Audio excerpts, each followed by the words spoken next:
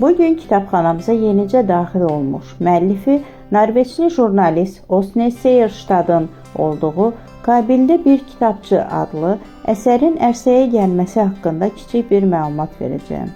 Məlumat yazıçının öz dilindən deyilir.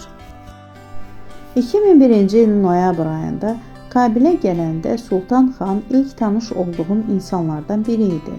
Mən Tacikistanla sərhəddə, Hindukuş dağlarında, Pənşir vadisindəki səhralıqlarda, Kabilin şimalındakı çöllüklərdə Şimal İttifaqının desant dəstələri ilə 6 həftə keçirmişdim.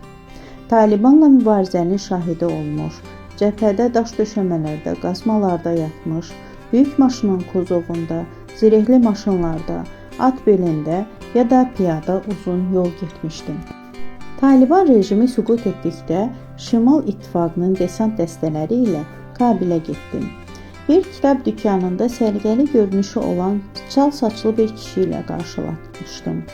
Barıt qoxulu çınqıllıqlarda söhbət mövzusu yalnız hərbi taktikalar və müharibə sarsıntısı olan bir mühitdə həftələr keçdikdən sonra kitabları vərəqləmək, ədəbiyyat və tarixdən söz açmaq çox təsəlli verici idi. Dükkanda müxtəlif dillərdə yazılmış şeir toplularının, Əfqan əfsanələrinin, tarix kitablarının, romanların qalaqlandığı rəflər var idi. Sultan xan yaxşı satıcı idi. İlk ziyarətimdə 7 kitab alıb qayıtmışdım. Vaxt tapan kimi kitablarla tanış olmaq və bu maraqlı kitab satıcısı ilə daha çox ünsiyyət qurmaq üçün dükkana baş çəkirdim. Bu vətənpərvər Əfqan ölkəsində baş verənlərə görə dəfələrlə məyusluq yaşamışdı. Kitablarımı əvvəl kommunistlər yandırdı, sonra mücahidlər taladı, daha sonra Taliban onları külə çevirdi, deyirdi. Bir gün o məni evimə şam yeməyinə dəvət etdi. Döşəmədə açılmış zəngin süfrənin ətrafında onun ailə üzvləri əyləşmişdi. Arvadlarından biri, oğulları, bacıları, qardaşı, anası və bəzi qohumları. Sultan əhvalatlar danışır, oğulları gülüşüb lağlağı edirdilər. Buradakı şən ab-hava dağlardakı ağır yemək saatları ilə təzad təşkil edirdi. Diqqətimi çəkən məqam qadınların mümkün qədər az danışması idi. Sultanın gözəl yeniyetmə arvadı qucağında körpəsi qapının yanında lal dinməz oturmuşdu. Digər zövcəsi isə həmin axşam gözə dəymədi. O biri qadınlar yalnız suallarıma cavab verir, yeməklərini təriflədiyim üçün təşəkkür edir, lakin heç bir yeni mövzu açmırdılar. Qonaqlıqdan sonra ağlıma belə bir fikir gəldi. Bura Əfqanistandır. Bu ailə haqqında kitab yazsaydım yaxşı olardı.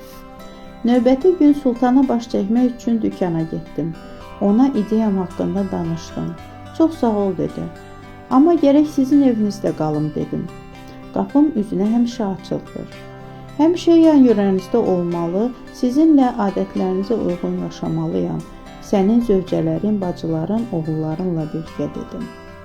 Gözüm üstə yerim var dedi. Dumanlı bir fevral günü onun evinə köçdüm.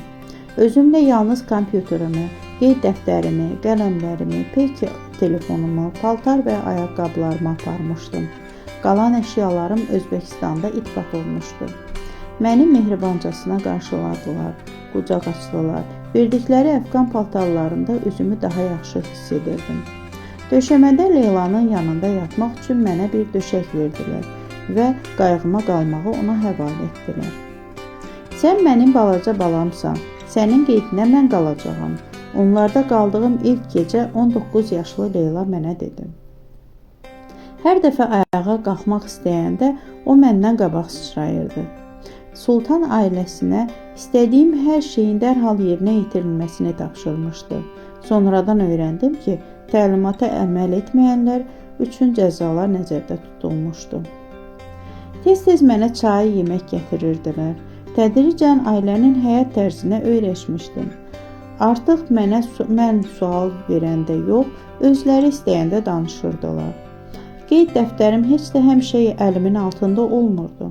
Bazara gedəndə, avtobusda ya da gecə yarı döşəkdə uzanarkən keyflərinə söhbət etmək düşürdü. Təsəvvürümə belə gətirməyəcəyim əksər sualların cavabları öz-özünə peyda olurdu. Mən bu əsəri bədii üslubda yazmışam. Lakin burada nəql olunmuş əhvalatlar mənim öz yaşadıqlarım ya da başqalarının mənə danışdıqları gerçək hadisələrə əsaslanır. Başqalarının düşüncələri ya da hisslərini təsvir edərkən onların mənə danışdıqlarını əsas götürmüşəm.